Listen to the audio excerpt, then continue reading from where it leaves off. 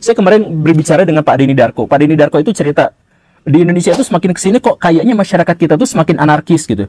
Jadi kalau misalkan ada tabrak lari gitu, misalkan orangnya bisa dipukulin sampai meninggal dunia gitu ya. Kemudian betapa empati dari masyarakat kita tuh semakin lama semakin sedikit. Baraya pernah nggak ngecek kemarin misalkan ya, ada kasus Ibu Supriyani, guru itu. Nah, guru itu kan berselisih dengan orang oknum polisi apa segala rupa sampai dia di penjara selama beberapa hari gitu. Kemudian dibebaskan gara-gara tekanan massa yang sangat luar biasa besar. Kemudian dampak berikutnya apa? Anak dari si polisi itu akhirnya sekarang diboykot, tidak boleh sekolah dimanapun. Ini anak 7 tahun, Baraya. Anak 7 tahun dipersekusi sama satu daerah sekaligus dan sama netizen di Indonesia yang jumlahnya begitu banyak.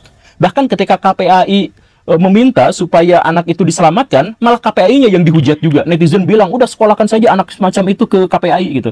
Ya kan yang bersengketanya itu berarti orang tuanya. Anaknya kalaupun misalkan melakukan kesalahan, itu adalah kesalahan anak-anak, itu adalah kenakalan anak-anak. Kenapa sampai satu daerah, sampai satu negara menghukum anak itu, membuli, mempersekusi anak itu sampai gak boleh sekolah? Kan kasihan itu anak kelas 1 celingak-celinguk, kenapa saya nggak sekolah, teman-teman saya yang lain sekolah, kenapa saya datang bolak-balik ke kantor polisi yang lainnya tidak? Itu kan bikin trauma, Baraya. Dan bayangkan itu netizen Indonesia.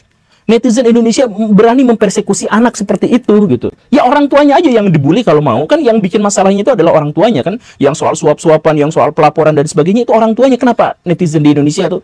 Ya ampun, tapi ini terjadi kenapa seperti itu? Yaitu karena netizen di Indonesia dan masyarakat Indonesia secara keseluruhan itu adalah orang-orang yang sekarang hidup dalam penderitaan. Saya nanti di episode berikutnya saya ingin menjelaskan tentang karakteristik orang-orang yang hidup dalam penderitaan. Salah satu cirinya itu adalah kalau dia ngebully, dia membabi buta gitu.